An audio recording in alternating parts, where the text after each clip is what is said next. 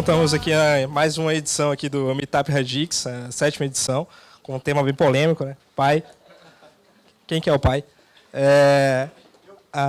Algumas informações aqui com relação até à própria Radix, né? A ideia é sempre a gente tentar fomentar um pouco mais essa nossa fome de conhecimento, tecnologia, trabalhar com inovação, uma vez que a gente já está imerso dentro dos nossos projetos, até dar uma visão assim do mundo lá fora, também para a gente ver o que dá para fazer, o que de utilizar, as ferramentas que a gente usa também no nosso dia a dia, as ferramentas, como é que a gente pode aplicar lá fora, e também as coisas que estão chegando e as tendências que estão vindo, né, nesse mundo que a gente atua, para a gente tentar até trazer um pouco disso para dentro de casa e tentar até, de repente, ter sugestões para a gente tentar aumentar a produtividade no nosso dia a dia, nos nossos projetos e por aí vai. Bom, não vou delongar muito aqui, não, para também não cortar o tempo do pessoal. Gostaria de agradecer a presença das pessoas de fora, da Brookfield, da UFRJ, do CERAM, e gostaria de apenas dar um recado, né, que dias 5, 6 e 7 de julho a gente vai estar fazendo o nosso primeiro hackathon, um hackathon de energia, focado nessa área especificamente. Vai ser um evento sensacional, com certeza. Aqueles que não se inscreveram, se inscrevam, que ainda dá tempo. As inscrições foram prorrogadas até sexta-feira agora. E divulguem, chamem os amigos, chamem colegas, faculdades, pessoas de fora. Divulguem o máximo possível para fazer esse evento ficar maior do que a expectativa que a gente já está tendo. Então é isso. Com vocês, o Turma do Pai. Você vai passar o... Vou começar então. Vamos apresentar primeiro e depois se Posso apresentar? Tá. Bom, boa noite, pessoal. Primeiramente, muito obrigado a todos por terem vindo aqui. A gente está muito feliz com a presença de vocês. Bom, apresentando o time aqui hoje, meu nome é Felipe Buzzi, alguns de vocês me conhecem, alguns não. Eu sou engenheiro de controle de automação, formado na Universidade Federal de Santa Catarina. Eu estou na Radix já está em um bom tempo. Em agosto faço 8 anos já de empresa. E 8 anos trabalhando com o pai, a verdade é essa. O primeiro projeto que eu trabalhei aqui na Radix foi de implantação de um sistema PINS, na verdade, para um cliente nosso, para a Foz Brasil. E venho trabalhando com o sistema pai nesses 8 anos. Bom, eu vou deixar que o pessoal se apresente aqui, Pedro. Boa noite, pessoal. Queria agradecer a presença de todos, agradecer ao espaço para a gente estar falando da tecnologia que a gente está inserido. Sou Pedro, tenho 6 anos de experiência em indústria, trabalhando em algumas áreas diferentes, construção. Dos últimos 4 anos eu tenho trabalhado com transformação digital, indústria 4.0, principalmente usando o Pi. É isso. Bom, pessoal, eu sou o Gabriel Pacheco. Sou engenheiro de controle de automação também, pela UFRJ. Alguns de vocês aqui me conhecem, outros não. Eu trabalho também, eu tenho um pouco menos de experiência que esses caras aqui com o Pi. Eu trabalho há 1 ano e meio, quase 2 anos com o Pi. Tenho algum background em software também. E espero, talvez, trazer um pouco para vocês essa sinergia aí, onde é que as coisas se encaixam. A ideia é essa hoje. Espero que vocês aproveitem. Boa noite, pessoal. Meu nome é Luan Sandes. Eu também tenho trabalhado com o Pi aqui há 3, 4 anos. Sou coordenador de projetos aqui na Radix. Sou engenheiro químico formado na Federal de Sergipe. Aproveitem. Aproveitem aí. Pessoal,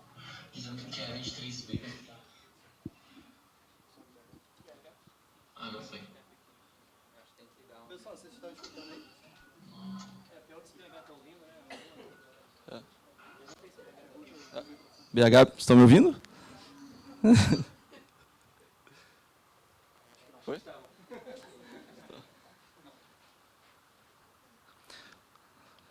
Posso começar? Posso ir? Só uma curiosidade, eu dei o primeiro treinamento de Pi para o Luanzinho. De certa forma, eu despertei o interesse em Pi System e PINs nele. Fico muito feliz com isso. Bom, pessoal, então vamos começar a nossa apresentação. Então, o tema realmente é Pi System com bases para digitalização. A gente vai tentar juntar esses 2 mundos que estão, de fato, convergindo, né? O Pi System é uma tecnologia para sistemas PINs, que é um conceito, a gente vai falar um pouco. E digitalização é uma onda fortíssima que chegou para ficar, né? E o Pi System, através da Audisoft, né, tem se posicionado bem nesse mundo, tem servido já com base temporal e, de certa forma, relacional para sistemas que se enquadram nesse mundo digital. Então, vamos abordar um pouco isso. Bom, o sumário da nossa apresentação. Então, primeiro, a história do PINS. PINS é Process Information Management System, né? Sistema gerenciador de informações de processo. A gente vai contar um pouco sobre a história desse sistema, como é que surgiu a ideia e por que surgiu a ideia. Ainda, na minha parte, eu falo sobre o PI System, a parte de coleta de dados, através de interfaces e conectores, e o armazenamento no PI Data Archive. O Luan vai falar para a gente sobre o PI System, a camada já de contextualização e disponibilização de dados. Então, vai falar do Asset Framework, vai falar do Analytics, vai falar do Event Frames, Notification, e, se possível, também um pouco do PI Vision. O Pedro vai fazer uma introdução à indústria 4.0 e vai passar alguns casos de uso do PI System mais para sistemas que se enquadram nesse mundo digital. O Gabriel vai fechar falando do gap entre IT e OT, Mind the Gap, fazendo uma brincadeira com o metrô de Londres, aí, né, Gabriel? E alternativas ao PI System, vai ser bem interessante, e também um pouco os concorrentes do PI System, né? Os concorrentes que ainda existem, mas que vêm há anos sendo concorrentes do PI, e os novos, né? Então, soluções de cloud e tal. Bom, história do PINS. Então, como eu falei, PINS é Process Information Management System. Quem criou esse conceito foi o Pat Kennedy, né? Então, esse aqui é o Pat Kennedy novinho, quando ele criou. Ele é o fundador da Ozsoft. Ele criou o conceito de PINS e fundou a Ozsoft. E por que ele criou o PINS, né? Bom, ele é engenheiro químico. Ele já era um profissional experiente nessa época. Ele é americano, né? E ele trabalhava como consultor de processos para as indústrias de óleo do Texas. Mas o que ele percebeu nas consultorias dele? Ele percebeu que, quando ele chegava numa empresa, 80% do tempo ele gastava, na verdade, coletando os dados. Ou seja, ele ia na área X, aí falava com o pessoal, pegava a planilha, olhava o sistema de automação, conseguia pegar os dados. Aí ia na área Y, mesma coisa. Ia na área Z, mesma coisa. E ele viu que, quando ele ia fazer uma consultoria, só 20% do tempo ele realmente usava analisando os dados, entendendo o processo e propondo soluções. E, nesse momento, ele tinha duas opções. Ele podia simplesmente aceitar isso aí, continuar a vida dele, se aposentar, ou ele podia fazer alguma coisa. E ele, um cara proativo que resolveu fazer alguma coisa. E ele criou esse conceito de PINS, ou seja, esse integrador que busca dados de todas as áreas, idealmente todas as áreas de uma planta, que armazena esses caras por anos e que fornece a massa de dados para você fazer análise de processo e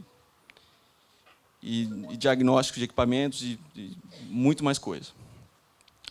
Bom, então, ele criou o conceito do PINS e ele fundou a Ozsoft, que eu poderia dizer hoje é o principal player desse mercado, né? Que tem o maior share. Mas existem outros players importantes ainda. A AspenTech, né, que é uma empresa que tem vários tipos de soluções, entre elas o InfoPlus 21, que também é uma solução de PINS. E os players de automação, todos têm soluções para a camada PINS também. A maioria deles chama de Historian. Então, tem o Factory Talk Historian, da Rockwell, que, no fundo, ele tem um pouco do PI no core. Existe uma parceria entre as duas empresas, mas o produto, né, é o Factory Talk Historian. A Siemens tem a solução de Historian dela, a GE tem a solução de Historian, e os outros players de automação também. Pessoal, então, o PINS e o PI começou tendo como principal usuário os consultores. Mas, hoje em dia, a planta toda, ou boa parte dela, usa o PI.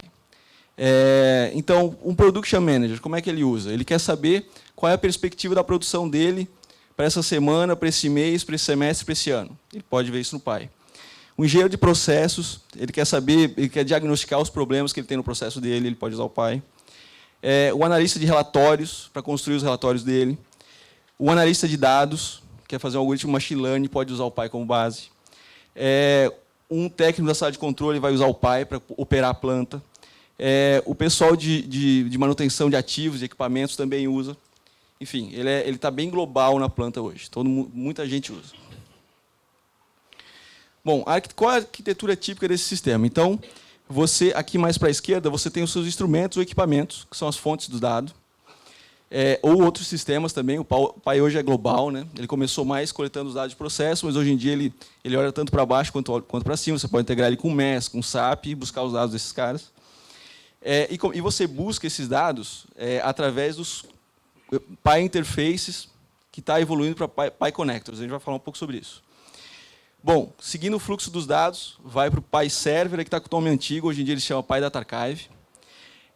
E de lá, você pode fazer uma estruturação no AF e você pode consumir esses dados em aplicações PyVision, que é uma aplicação para dashboard, PyDataLink para relatórios, e você fornece esses dados para o pessoal do site. Dando um passo para trás, e agora olhando um pouco sob o ponto de vista corporativo, a gente pode ter tudo que a gente viu nesse slide aqui, a gente tem como uma planta. Não está indo, não. Passa o próximo. Foi. Então, aqui seria uma planta com o Pi Data Archive dela. E com o Pi System dela. Né? E aqui a gente está olhando para 4 plantas, podem ser mais. E aqui, no lado de lá, é o corporativo. Ou seja, é o pessoal que está olhando para 10, 15, 20 plantas. Existe uma interface Pi2Pi que conecta 2 Pi Systems e traz os dados que você escolhe trazer das plantas para o seu ambiente corporativo. Né? Então, essa é a arquitetura do Pi, uma arquitetura possível, olhando sob um ponto de vista do pessoal mais corporate mesmo, pessoal mais de negócios. Começando agora um pouco sobre os componentes do Pi. Né? Então, eu diria que o core, o coração do sistema, é o Pi Data Archive, que é o banco de dados temporal. Né? Então, é um banco de dados que vai receber as informações, e aí de processo, ou dos sistemas corporativos, ou dos sistemas de BI, vai receber esses dados através de interfaces ou conectores, e vai armazenar esses dados em tags. Né? É um banco de dados temporal. O Luan vai falar um pouco melhor sobre isso, mas a estrutura do dado é o timestamp, data, hora, o valor e a qualidade do dado. E realmente ele é organizado em tags. E aí você pode ter sistemas pequenos, de até 5.000 tags, é comum você ter, ou pode ter sistemas gigantescos como o da ONS, que tem milhões de tags. Né?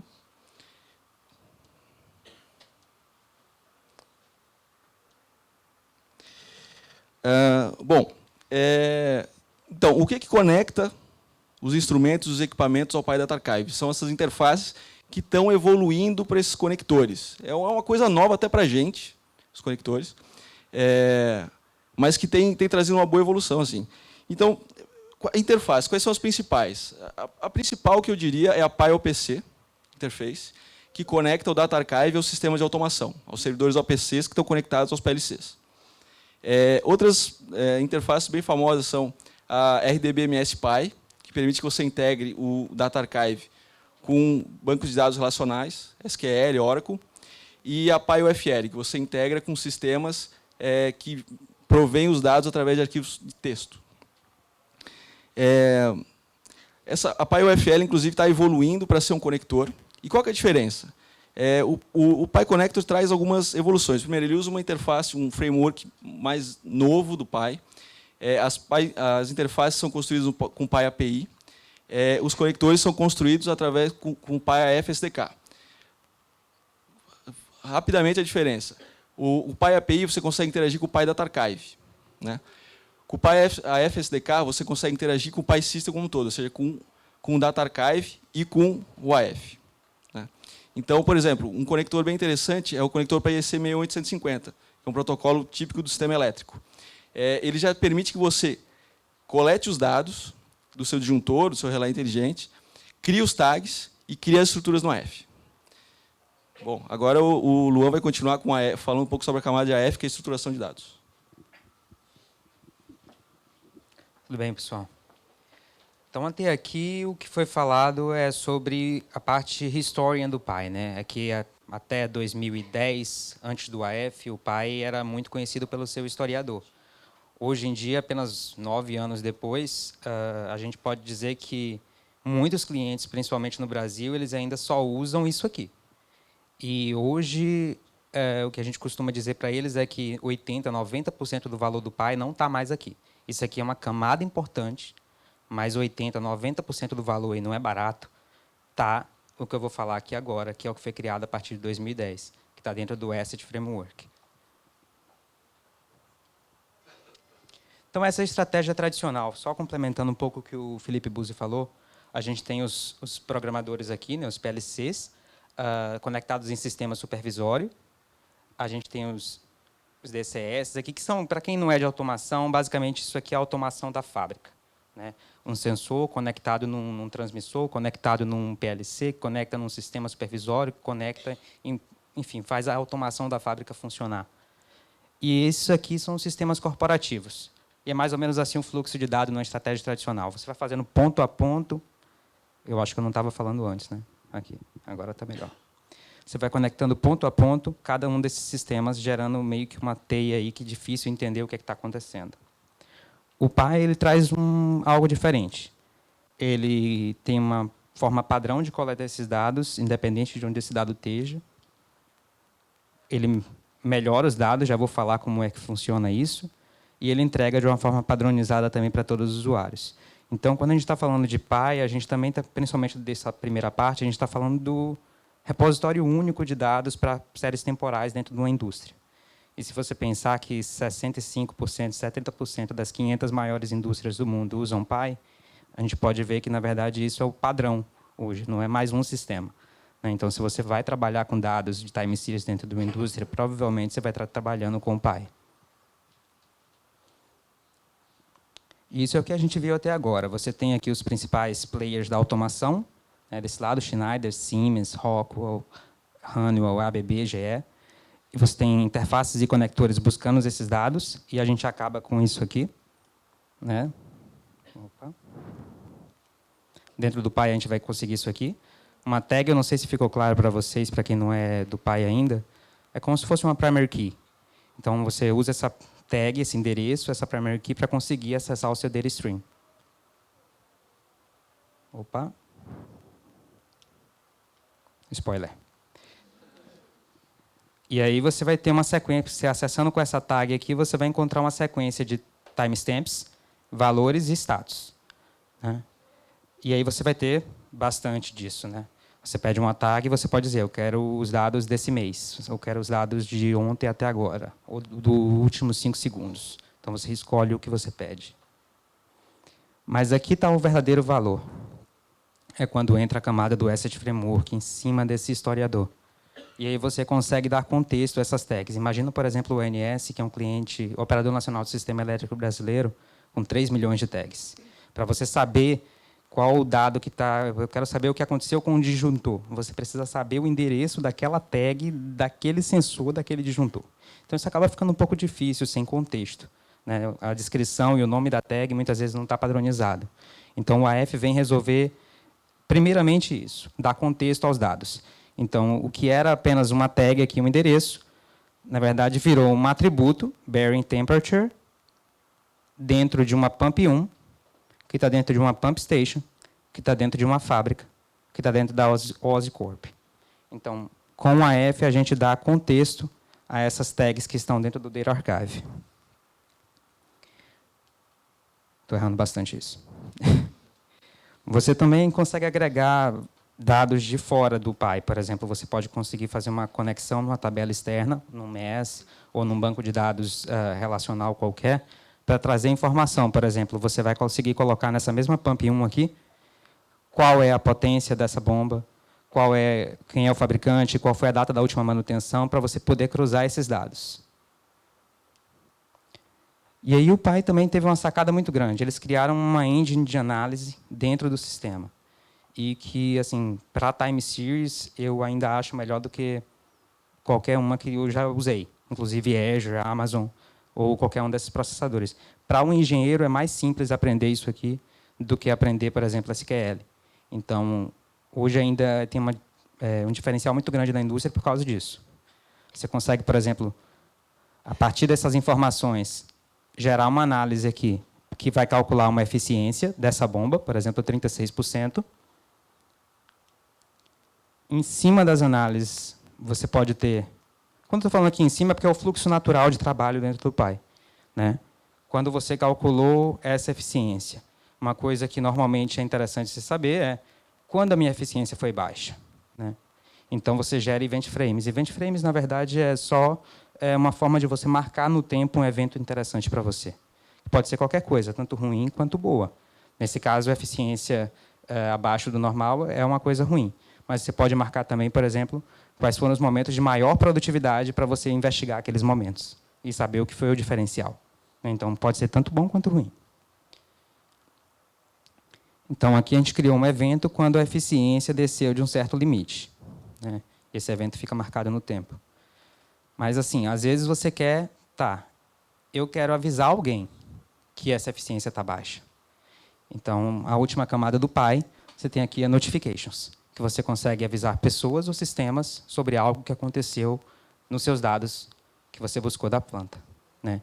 Então, aqui você consegue enviar um e-mail ou chamar um web service, hash ou SOAP, passando as informações necessárias para avisar tanto pessoas dentro da fábrica ou sistemas, como, por exemplo, aqui, o que é que isso aqui, como é que funciona mais ou menos? Você pode criar uma fábrica inteligente. Você descobre quando a máquina está deteriorando, por exemplo, quando a eficiência está diminuindo, e você faz o Pi gerar um event frame, uma notificação para o SAP, pedindo uma ordem de manutenção nessa bomba, porque ela está com eficiência baixa. Então, você não teve interferência humana nenhuma. Se você associar isso com o fato dos conectores poder fazer a árvore do AF sozinho, você simplesmente pode comprar uma bomba nova, plugar na sua rede, e tudo isso já vai estar criado. Ou seja, a fábrica inteligente sem interferência humana, né? Então, esse é um dos grandes diferenciais do Pi hoje.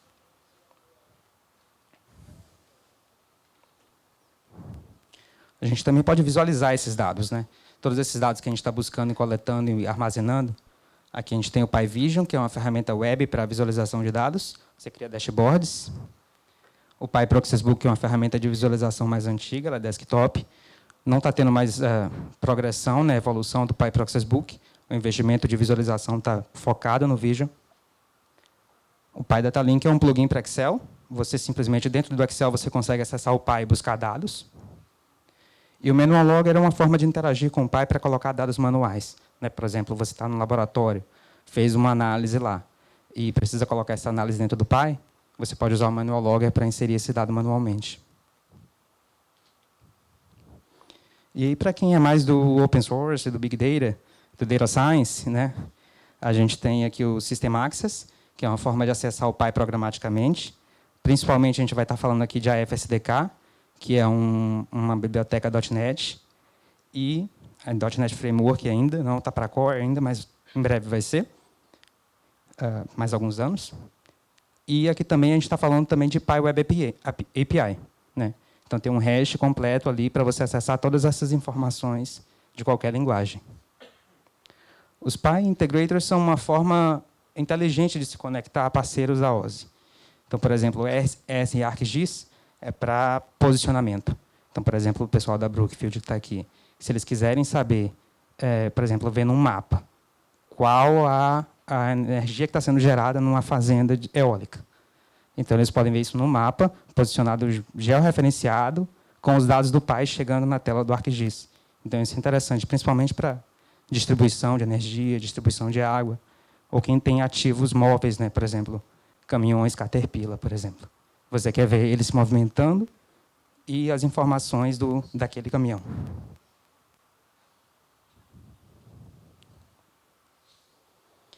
E, tradicionalmente, aqui a gente desenvolve, né, sistemas MES, indicadores corporativos, rastreamento de paradas, dashboards.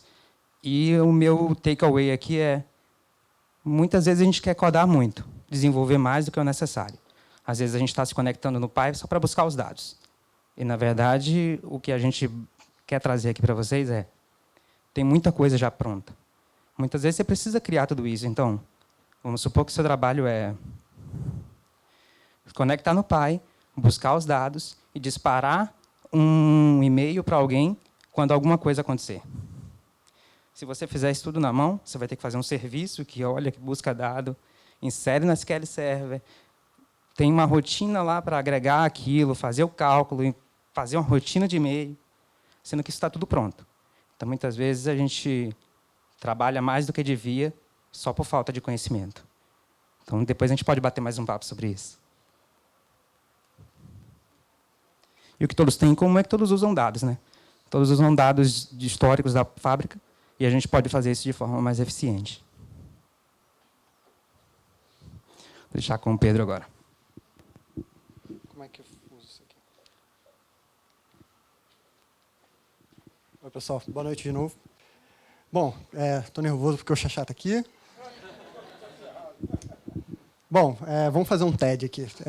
Eu vou falar de Revolução Industrial, Indústria 4.0 e transformação digital. Alguém de vocês consegue me definir com uma palavra o que é a Indústria 4.0 e o que é transformação digital? Alguém se arrisca aí? Me ajuda aí, pessoal, que trabalha comigo. Não? Bom, vamos lá. Vamos tentar chegar num raciocínio junto aqui. Bom, em uma palavra, eu definiria a indústria 4.0 como uma revolução industrial. Claro que na primeira revolução industrial, ou na segunda, ou a terceira, que quase não chegou no Brasil, as pessoas não tinham a dimensão que elas estavam vivendo uma revolução industrial, né? Ninguém falava, hoje começou a revolução industrial. Com certeza não aconteceu. Houve um movimento na Alemanha em 2012. O governo alemão ele criou um plano estratégico para tentar captar todas as tecnologias ou novas tecnologias disruptivas para criar um plano de desenvolvimento para a manufatura. Então, existe um marco zero, mas que não é tão zero assim, né? Se você for para pensar um MES tem... Eu trabalhei em MES de Java 4. O pessoal de software aí me ajuda. Java 4 é de quando? Quando? Então, vamos lá. Pegando um gancho com o que o Luanzinho estava falando, será que a Revolução Industrial 4.0, ou a transformação digital, ou o que isso queira dizer, começou em 2012 porque a Alemanha fez tal coisa? Talvez não, né? É isso que eu quero discutir com vocês aqui. Então, eu definiria a indústria 4.0 como uma revolução. Quando começou, não interessa. A gente está vivendo ela hoje. E a transformação digital, que é o que a gente vende? O que seria? É um programa. É um programa de software? Acho que não. É um programa mais abrangente. Por quê? Porque ele envolve software, ele envolve hardware, com IoT e tudo mais, envolve automação, sistemas, integração de sistemas. Então, não é um programa de software, mas é um programa. Então, é um movimento que as empresas fazem para automatizar processos e atividades. Eu participei de um programa de MES que foram economizadas 7.000 atividades mensais. Qual é o preço de 7.000 atividades?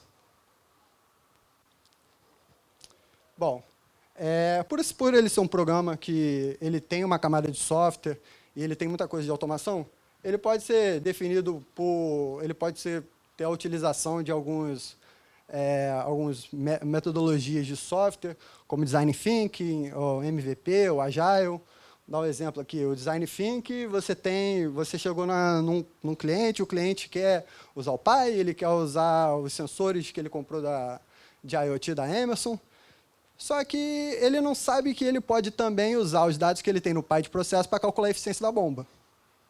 Então, isso entra como empatia.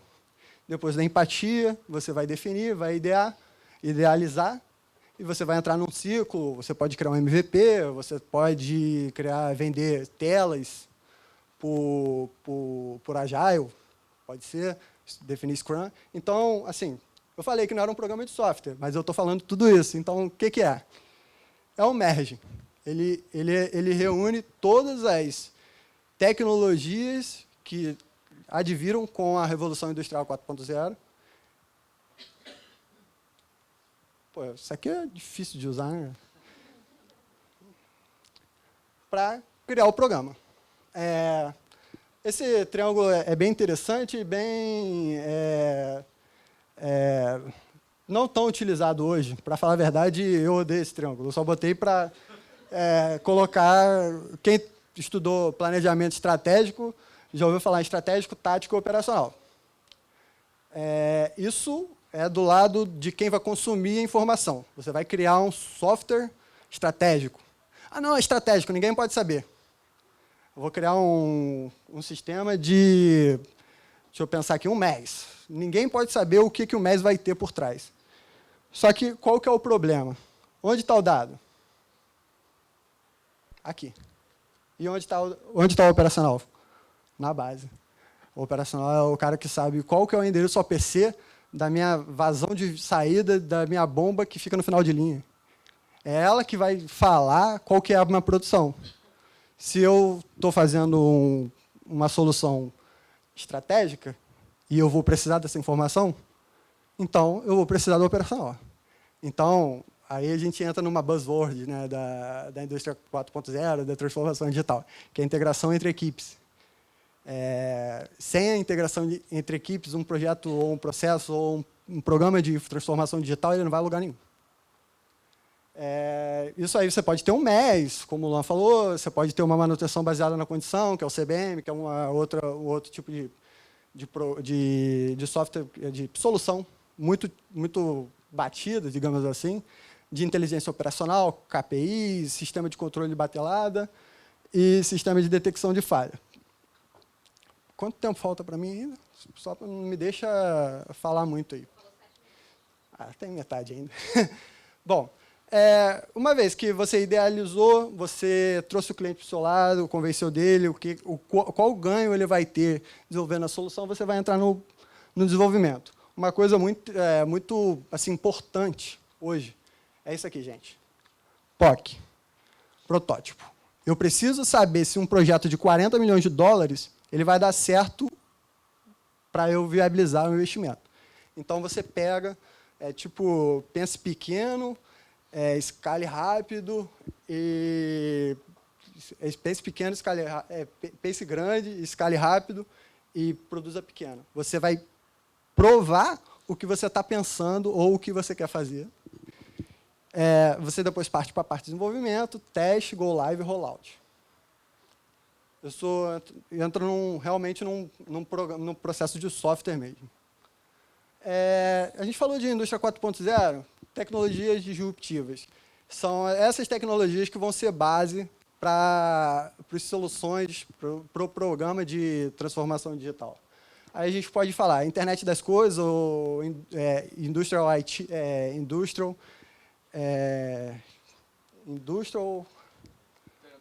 yes. Sistemas cyberfísicos, o pessoal da Braskem está fazendo o Digital Twins, impressora 3D, aprendizado de máquina, dispositivos móveis, reconhecimento de imagem, analytics e computação em nuvem. Por onde eu tenho que começar? Eu posso comprar um drone sem saber o que eu vou fazer com ele? Eu posso comprar 50 sensores de vibração sem saber onde eu vou colocar eles? Ou melhor, eu posso conceber uma solução de análise de vibração ou de detecção de falha sem ter o mais importante? Qual é o importante? É o dado. Então, é por eles que a gente tem que começar. Alguns, ou grande maioria de programas de transformação digital, eles estão sendo não tão bons quanto esperados, porque o mais importante não está sendo visto, que é a disponibilização da informação. Então, você vai ter o dado, que vai ser a sua persistência. Isso, de preferência, pode estar no PI ou deve. Estou brincando, tá? Não precisa não, mas é bom que esteja. Então, você pode ter entradas manuais. Isso é uma utilização também. Você tem operadores que vão ingressar a informação quando uma batelada começar, ou um suporte que o operador ele passa numa trilha lá, num caminho mecânico, pega o suporte de todas as bombas. Isso é utilizado, não é a melhor aplicação de uma transformação digital, porque ainda depende do ser humano. Novos dados de confiabilidade e existência de dados de rede de controle, dados de processo. Isso é importante, porque isso é um movimento que está sendo um pouco natural da transformação digital. Você já tem os dados de processo. Cara, eu vou aprender isso aqui, cara. Você tem os dados de processo, que já estão existentes, já tem um histórico, e isso já está na rede de controle. Qual é o custo de eu... Obrigado. Qual é o custo de eu colocar 200, multiplicando pelos eixos, né, 200 sensores de vibração numa rede de controle? Vamos lá, vou fazer. Eu vou precisar instalar o sensor, vou precisar passar I/O, vou precisar saber se eu vou ter espaço para passar esses cabos e tudo mais. Ou seja, dá um trabalhão. Então, e eu vou interferir na minha rede de controle. Qual que é o movimento que as indústrias estão buscando? Usar o IoT para criar uma nuvem de dados segregada, né? Você vai ter o sensor, você pode contratar a Emerson tem sensores de IoT, e eles já vão entregar seu dado no PyServe ou então no Web Service. Então, começando pelo dado, você disponibilizando o dado corretamente e tudo mais, você pode partir para o Solution Backend, que é onde o Py ele pode vir a calcular o seu KPI, calcular o Event Frames para pegar quando a vibração está muito alta, e aí você vai criar a visualização, que isso pode vir a ser um front-end desenvolvido em CSS ou Angular, ou você pode usar até mesmo o PyVision para expor esses dados, né? PySystem, por quê? Porque está lá, porque ele está pronto. A gente tem que ser agnóstico à tecnologia. Não quer dizer que a gente tem que tirar a tecnologia da nossa solução. Ao mesmo tempo, a gente não tem que fazer tudo na mão, a gente tem que usar o que está pronto. Eu participei de um projeto que tinham 4 servidores de Py e 36 de P21. Qual é a tecnologia que eu vou usar? Claro que é o IP21, são 36 contra 4. Então, isso é uma coisa interessante. Assim, um outro preceito da revolução da transformação digital, é que você tem que ser realmente agnóstico à tecnologia para você utilizar as ferramentas que estão prontas, os dados que já estão historiados, intervenção mínima na rede do cliente.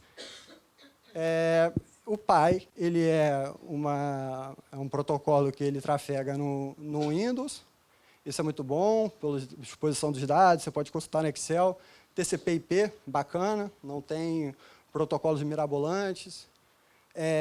Complexa infraestrutura de dados, integração com infraestrutura de dados. Você tem o OPC, o OPC-UA, integração com sistemas relacionais, como o Luan falou, consulta de dados via programação, camada de negócios, investimento abrangente em treinamento.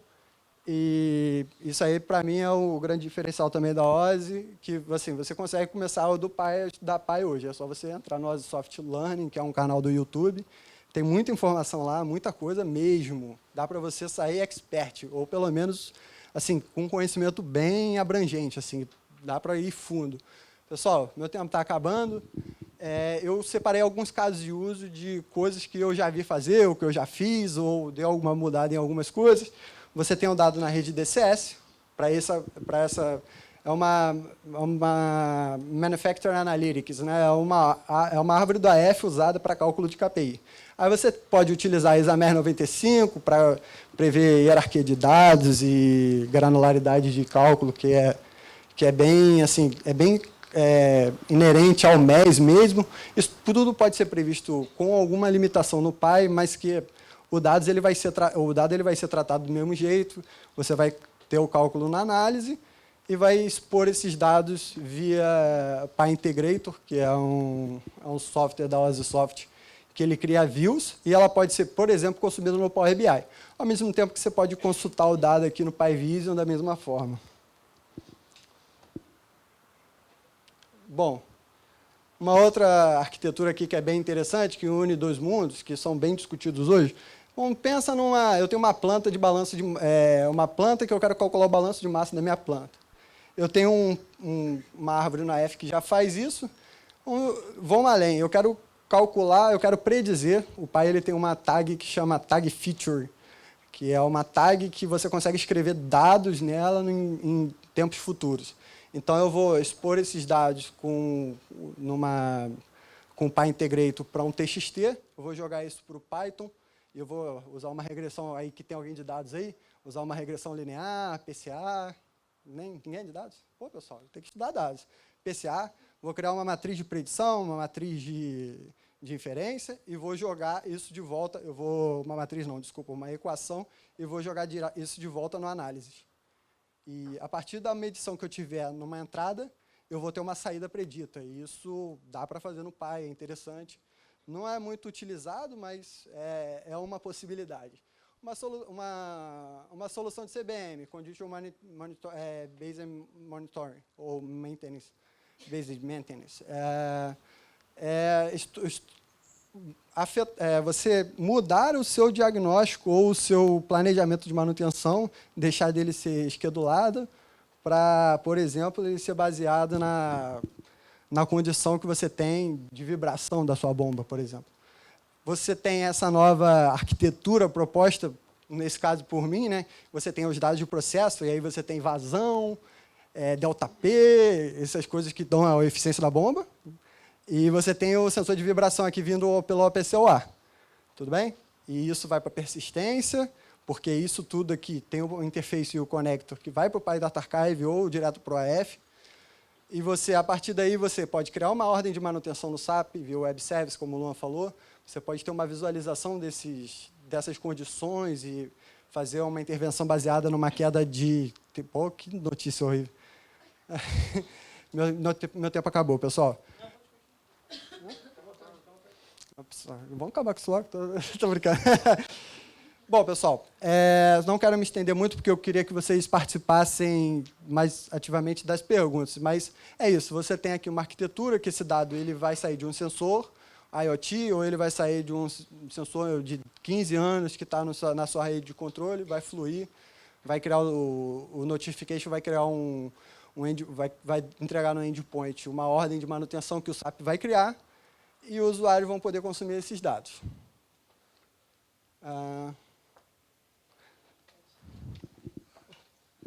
Onde volta, hein? Aqui volta e aqui vai para frente, ao contrário. Vamos lá. Antes de mais nada, quantos de vocês aqui são de software? Fizeram alguma... Tá, boa parcela. Quantos de vocês são de automação, operações? Pô, Leidson, tá de tudo, cara. Pô. Ele joga em todos os times. O Leidson é a Radix. E quantos de vocês são de engenharia? Engenharia mesmo. Quando eu digo engenharia, assim, não é que estudou necessariamente engenharia. Você fez engenharia de computação, então quando você como software, mas... se você trabalha com projeto de construção civil, você trabalha com projeto de bombas, isso é pouca gente, né? Mas, ok, tem alguns. A ideia aqui desse slide é um pouco trazer a contextualização do que meus colegas já falaram bastante sobre esse cenário que a Radix está inserida e que, assim, é o que é a indústria 4.0, na verdade, né? Alguém vai me bater porque não tem engenharia aqui, né? Então, assim... Vai ter, em algum momento, o Tassi está lá atrás, ele tem um slide bom para isso. Mas esse slide aqui, na verdade, a gente está mostrando mais a contextualização do Py. Então, o que é o OT? Né? O OT é Operations Technology, que é o chão de fábrica. Então, aqui é a galera de macacão, chão de fábrica, trabalhando 24/7 em turnos, ou alguns operacionais ali na fábrica. O que é o IT? Bom, é o que a maioria de vocês aqui levantou a mão, né? Vocês já estão mais familiarizados. Qual é a realidade de um cara aqui que está no OT, né? Ele tem que lidar com instrumentos, ele tem que lidar com controladores, que são os PL6 ou CLPs, ele tem que lidar com software SCADA, que é sistema de supervisão desses controladores, ele tem que lidar com sistemas de receita, ele tem que lidar com maquinário, manutenção. Todos esses sistemas são real-time, né? Então são críticos. Então, assim, você não pode só falhar, entendeu? Porque só falhar, às vezes, se é uma válvula de segurança, explode, né? Então, assim, as limitações aqui são muito mais severas do que as limitações de lá. E essa natureza provocou um pouco, até pelo fato daqui a gente ter muito quem são os players aqui? São os players de automação, é a ABB, é a Rockwell, é a Siemens, esses caras. Cada um fez seu protocolo, cada um fez o seu controlador, cada um tem a sua solução de escada, cada um tem a sua solução de historian, né? Então, assim, todos esses caras aqui provocaram uma não padronização e que dificultou muito a evolução, que lá foi muito rápida, porque a gente teve maiores padrões adotados, HTTP, o MQTT, por exemplo, que a gente fala hoje, está há vários anos aqui, e hoje esse cara está começando a olhar para isso, né? Então, assim, muitas coisas que são triviais no mundo de TI simplesmente não existem aqui por uma falta de muita padronização. E onde eu quero chegar aqui, né? Por exemplo, até o Luan comentou, a gente conversando ontem, ele falou, no Facebook, por exemplo, o cara falou, não, beleza, faça rápido, deixe quebrar, e eventualmente conserte, ou gere testes automatizados para não quebrar, né? Isso não acontece na TA, e não é, assim, até hoje, até essa revolução, não é aceitável, né? Então, assim, a gente tem que pensar numa maneira de trazer essa realidade aqui para dentro. E onde o Pi System se encaixa nesse contexto, né? Aí eu vou fazer a animaçãozinha. Juntando os dois mundos, aí eu vou falar com o Tassi para a gente botar o IT aqui ainda, que é o de engenharia, né? E acho que a Radix também entra. Bom, por que o Ausisoft está ali encaixado ali no meio, né? Os dados todos são provenientes desse mundo. Normalmente quem mantém é a galera daquele mundo, que não entende nada desse mundo, muitas vezes, né? E tem até uma anedota ali, né, vamos dizer assim, que outro dia eu estava lendo, de um cara da Dell, que ele era do mundo de TI, e ele ia sempre visitar as fábricas, porque ele era da Dell, né? Provavelmente tem servidores da Dell lá, né? Então, assim, os servidores on-premise. E aí ele sempre ia com uma galera grande, que era a galera de TI corporativa. E até que um cara de operação chegou para ele e falou, pô, mas vocês da Dell, sempre que vem aqui, você traz uma galera grande da Dell, né? Ele, não é da Dell, é o seu TI. A galera não se conhece muitas vezes. Então, essa barreira, que nem o Pedro comentou, às vezes é muito pessoal, não é só tecnologia, né? E o Pi, ele já provê esses problemas de antemão e ele já lidou com muitos desses problemas. Então, assim, é uma ferramenta que já tem uma vantagem competitiva grande, principalmente na questão de contextualização de dados, que foi o que o Luan trouxe com o Asset Framework. E a Radix, onde a gente se enquadra nisso? Acho que a gente se enquadra nisso na divisão das mãos levantadas aqui, né? Uma boa parte é software, boa parte é automação, alguns de engenharia. E esse conhecimento, acho que até os meetups, são para isso, né? Se a gente pensar coletivamente, vai ser mais fácil chegar numa solução. Eu vim daqui, mais daqui. Eu tenho algum conhecimento de lá porque a gente nasceu num século que a gente tem mais conhecimento de lá. Então, no dia a dia, a gente aprende, né? Mas a minha formação é muito mais desse lado, enquanto que muitos de vocês têm a formação mais de lá. Então, a gente tem muito o que se complementar aqui, e eu acho que o diferencial da Radix hoje é isso. Então, botando o Pi System nesse contexto, né, o que o pessoal já até comentou, o Buzi falou, né? Se a gente tem quem são os concorrentes do Pi que vêm, vamos dizer, pela esquerda, aqui. As Pentec, são os fornecedores, as Pentec, ABB, Honeywell, GE, Rockwell, são todos os fornecedores que estão, de certa forma, relacionados à automação, eles têm esse viés, né? E, normalmente, se você for ver, nenhum deles tem a solução de Historian como sendo a solução de Historian. Somente, esse é o produto dessa fábrica, né? Ninguém conhece a GE pelo GE Historian. Ninguém conhece a ABB porque ela tem um Historian. Ou ninguém conhece a Rockwell porque ela tem um Historian. Sendo que o Rockwell ainda é o caso que o Buzi comentou, que ele tem o Pi System dentro dele, né? É uma outra maneira de venda do Pi System, né? Então, assim, todos esses players eles não focaram necessariamente em evoluir do só o Historian, que é o Data Archive. Então, assim, o PyAF, a contextualização de dados, é a grande vantagem do Pi em relação a todos esses caras aqui, né? Acho que aqui a gente pode afirmar que, assim, do que a gente já mexeu, não tem competidor igual ao que o Pi consegue fazer na parte de contextualização. E aí, falando um pouco do que vocês gostam, do que a gente gosta, que é mais legal, que não explode. Quem são os novos players, né? É a galera que vem pela direita lá, né? É a galera que vem de cima para baixo, vamos dizer. É a Azure, é o Google Cloud, é a AWS, Você tem tecnologias open source, né? Tipo o InfluxDB, o Graphite, que são bancos time series dedicados. Você tem a própria AWS entendendo que os historians são uma necessidade, a Microsoft Azure, a Azure também, e fazendo bases time series dedicadas, tipo o Azure Time Series Insight ou o Amazon Time Stream. Esses caras já estão à venda. São novos, mas já estão à venda e eles estão... Assim, você compra as a service, você tem uma série de vantagens que hoje o Pi não tem.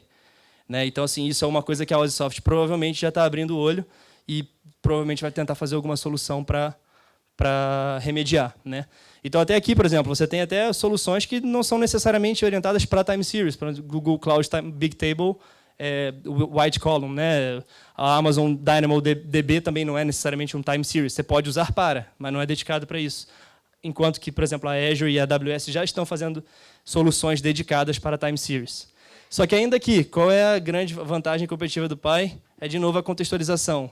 Nenhum desses caras aqui ainda tem uma parte de contextualização de dados, de engine de cálculo, tão boa quanto a F. É claro que você pode fazer isso na Azure. Você pode usar as Azure Functions, você pode usar uma série de coisas, e é muito por aí que a Microsoft está indo.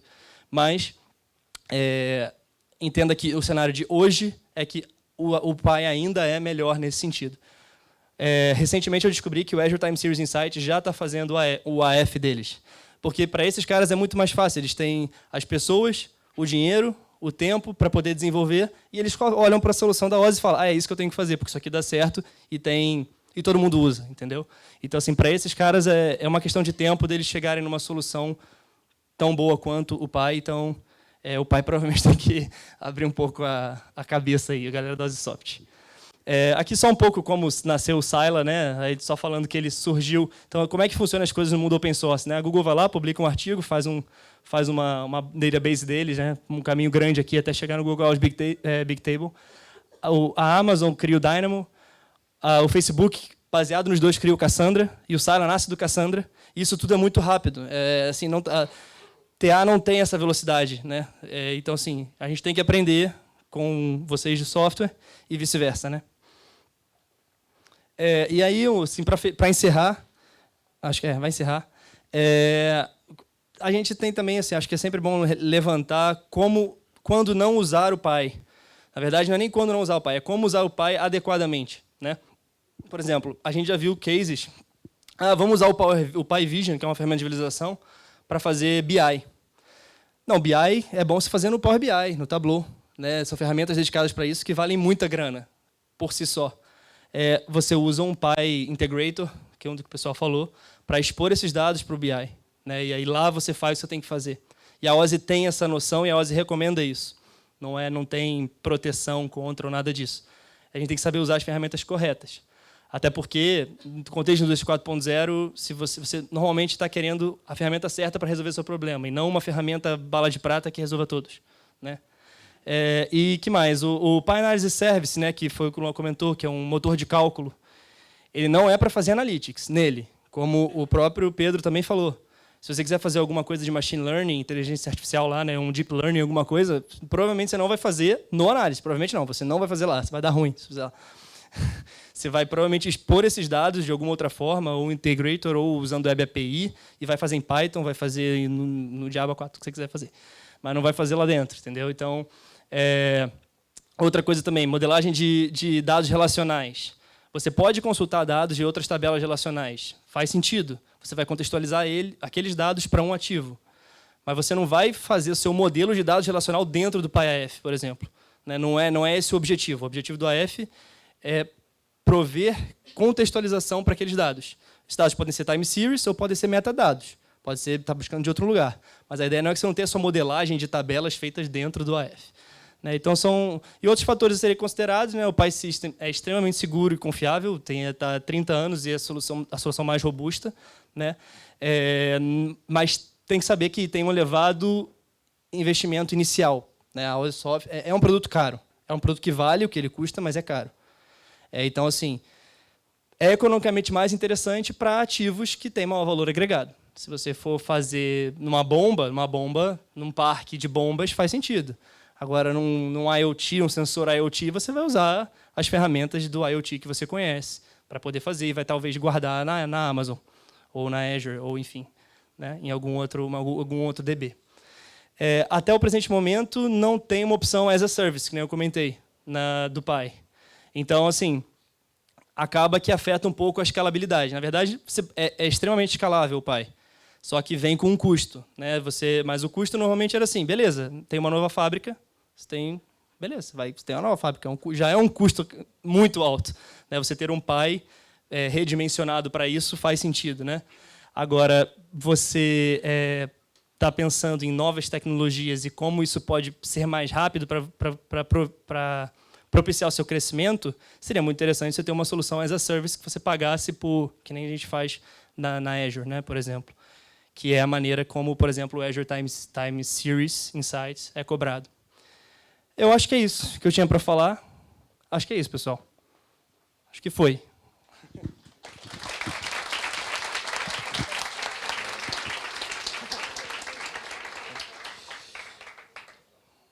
Bom, pessoal, só queria exemplificar uma coisa que você falou, né? De quando usar o Pi e quando não usar. Semana passada aconteceu um caso desse com a gente, um dos nossos clientes. Ele está fechando agora o Enterprise Agreement, né? Que é o acordo maior entre a empresa e a Ubisoft. Eles estão muito empolgados com o Pi e eles queriam fazer o sistema de gerenciamento de alarmes e eventos deles no Pi. E existem ferramentas para isso, né? E o Pi não é para isso, né? Você pode até forçar que ele seja, mas a gente estudou, né? Conversou com o pessoal e a gente viu que não era a melhor solução e a gente falou para eles claramente que não era, a gente não recomendava fazer o Pi, a gente podia até usar o Pi AF, fazer alguma estruturação analítica para calcular alguns KPIs, mas o Pi Vision não era a ferramenta certa para eles mostrarem os dados e a gente falou isso para eles claramente e eles nos agradeceram por ter falado, né? Por ter jogado realmente super limpo com eles e a gente está construindo uma solução a 4 mãos agora que vai ser uma solução mista do Pi com talvez alguma ferramenta de BI, o Tableau, possivelmente. Para quem eu vi um professor meu da faculdade falar isso, né? Para quem tem um martelo, só tem um martelo, tudo que vê pela frente é prego, né? Então, mas não é assim, né? Você tem que ampliar e realmente usar as ferramentas certas para coisas certas. Pessoal, agora a gente gostaria de abrir para, não sei como a gente está de tempo aí, mas a gente gostaria de abrir para dúvidas de vocês aí. Podem perguntar, fazer pergunta cabeluda, a gente está aqui para isso mesmo, entendeu? Quiser perguntar a diferença entre weak reference, né, e composition, né, que tem o pessoal que fez pode perguntar aí. Ele só vai errar. Não, brincadeira.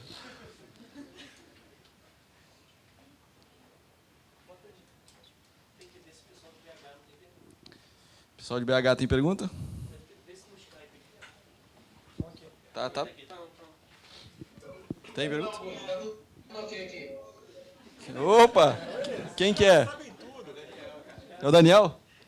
Pô, Daniel, você vai apresentar também, né? O Daniel é nosso especialista em P21 e Pi. Estamos deixando agora. O que tem? Fala para a câmera? Tá. É a 2? É na 2? Na 2, ok. Tá bom. Qual é a sua pergunta, Daniel? Tu não tem pergunta? Comentários? Não, tem não. Pô, eu queria só fazer parte, né? Eu tenho uma pergunta. Ai, me ajudem. A pergunta que eu tenho é com relação a... vocês mostraram toda a história, né, desde da concepção do PINS até a evolução do Pi como um todo. E eu queria até ver, na percepção que vocês têm da atuação dos projetos que vocês têm tido, como que vocês veem uma evolução daí para frente, né? Tipo, vocês mostraram como que o Pi está se situando dentro da transformação digital, mas o que vocês acham, até a opinião própria mesmo, como que a OSI vai se comportar daí para frente, né, para tentar chegar acirrado com esses concorrentes que estão vindo?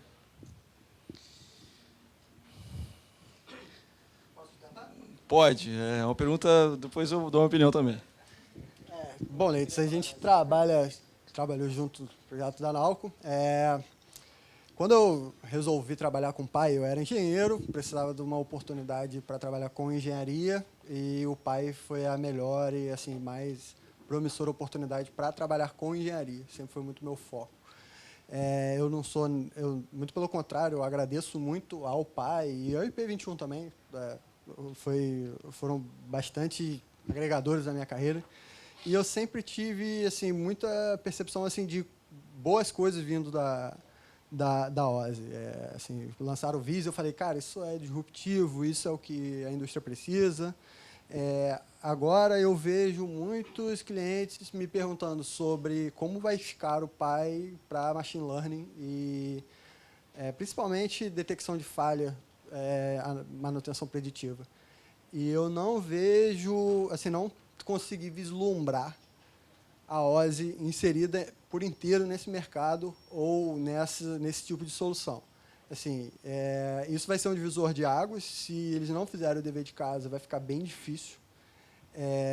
Tem algumas coisas de Web API que eles têm que falar também, né? Mas, pessoal, piada interna.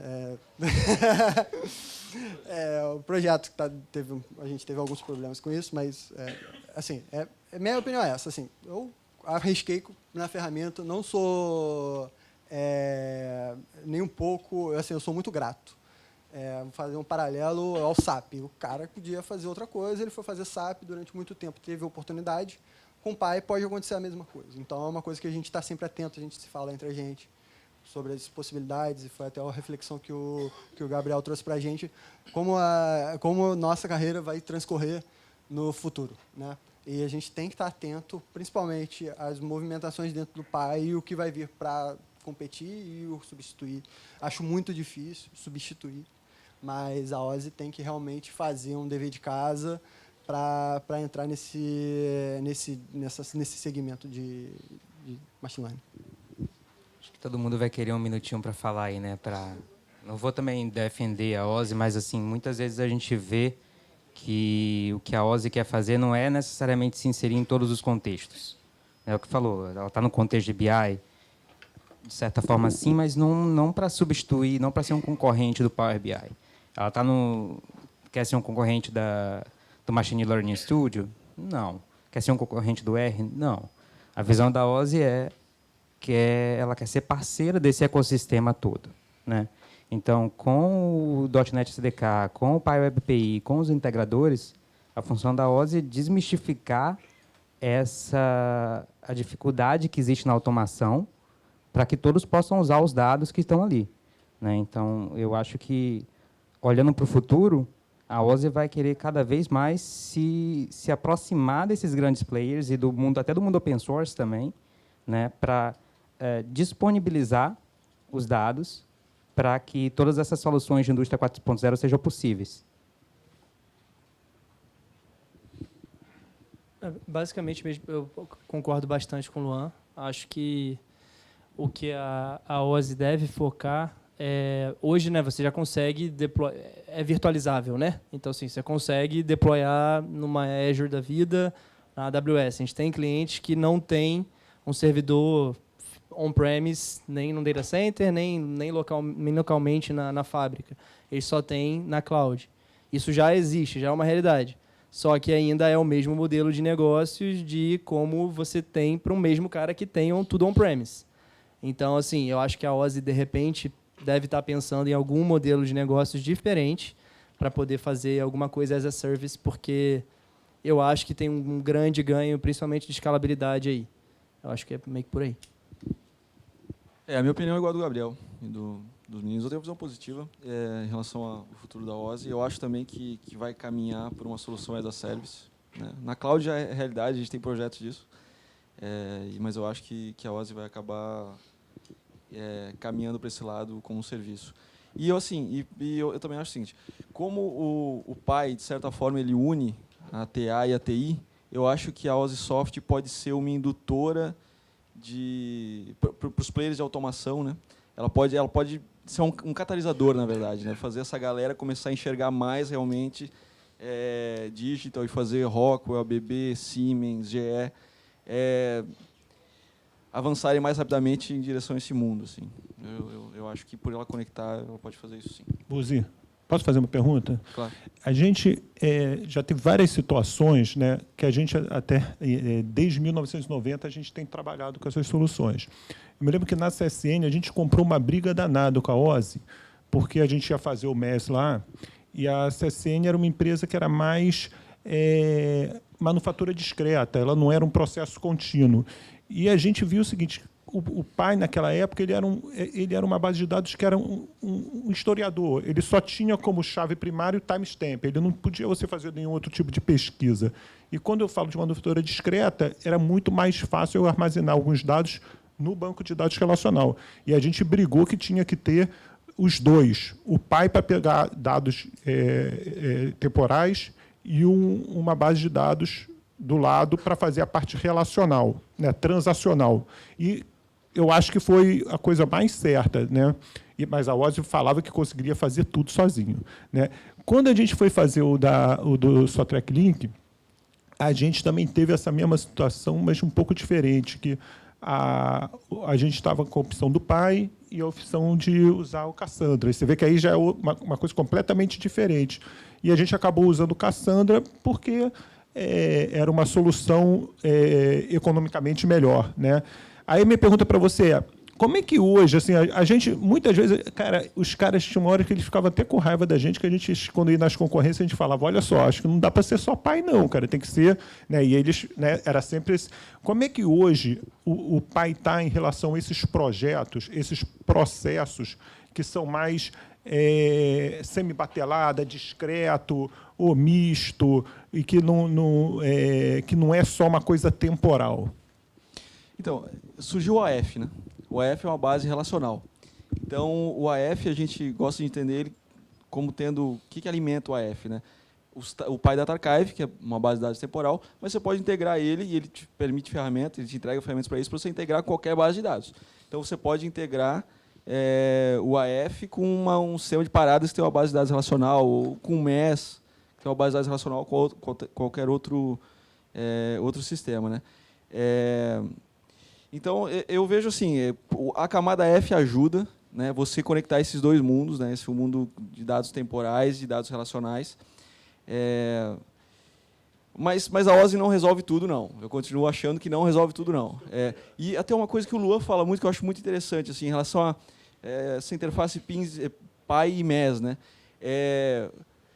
Uma coisa muito legal assim, é que o pai tem o seu lugar, ele vai continuar tendo o seu lugar, o MES vai ter o seu lugar, mas uma coisa muito legal que a gente até faz em alguns projetos nossos, e que até gostaria de fazer mais,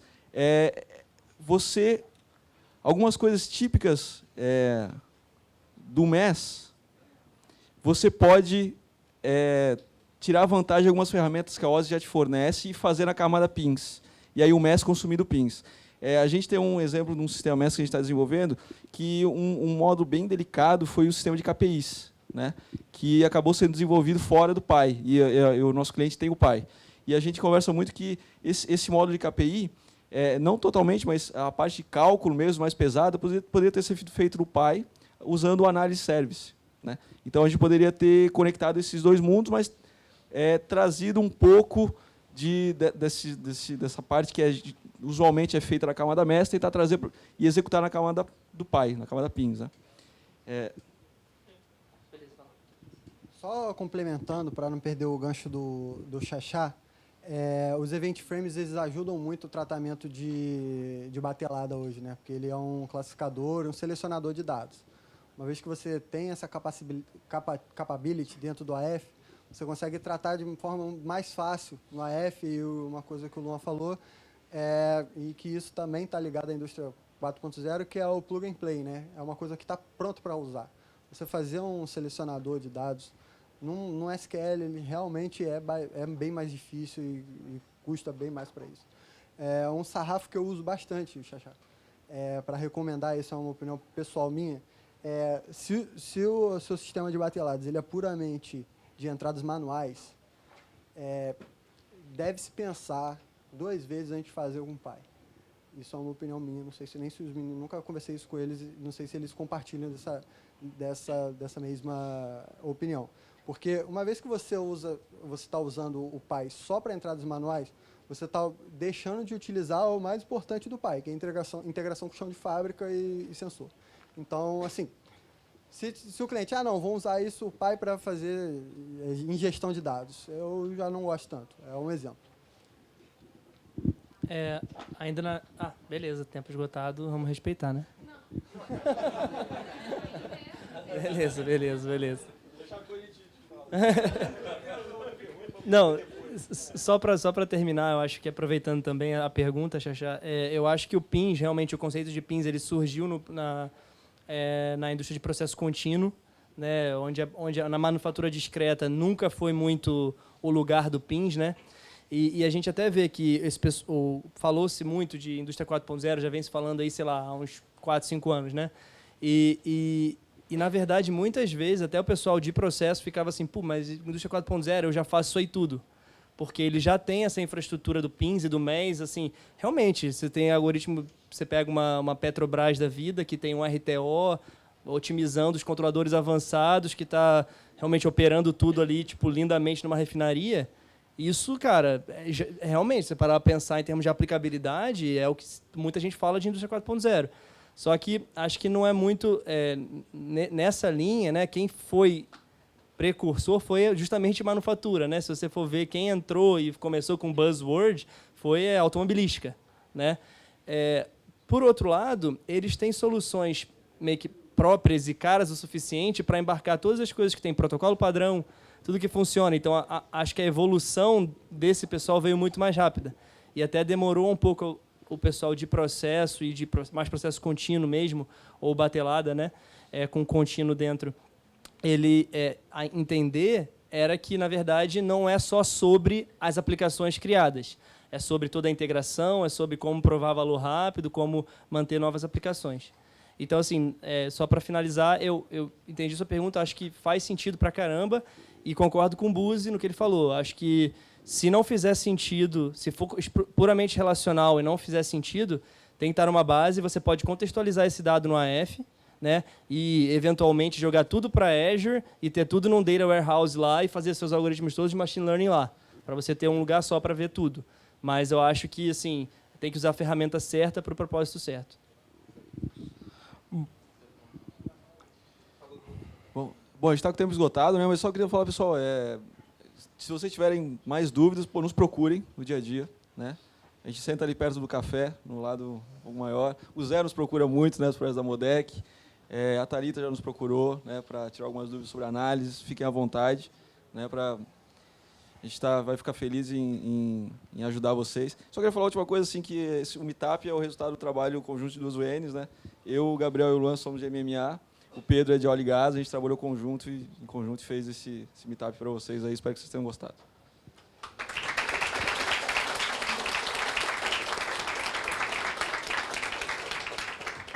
Bom, pessoal, antes de mais nada, vamos tirar um retrato aqui que a Annelise vai fazer. Abaixa aqui. Você vai pro Instagram. Essa aí vai. Como é que tem que olhar a barriga? Essa vai pro Flogão. Levantar a cabeça não vai cair. Essa curiosidade que você tem pelo que eu faço, eu não gosto de me explicar. Eu não gosto de me explicar. Bom, pessoal, agradeço a presença de todos aí. Mais uma vez, a gente procura sempre indicações, seja de dentro da Radix ou de fora, para speakers, trazendo novos temas. Podem falar com seus amigos, quem tiver alguma ideia ou tema que case com os nossos temas aqui de inovação e tecnologia, fiquem à vontade para me procurar, para a gente fazer isso uma roda contínua de inovação e tecnologia para a gente aprender cada vez mais. Como sempre, temos pizza e cerveja aí e fiquem à vontade para tirar a dúvida com nossos pais especialistas.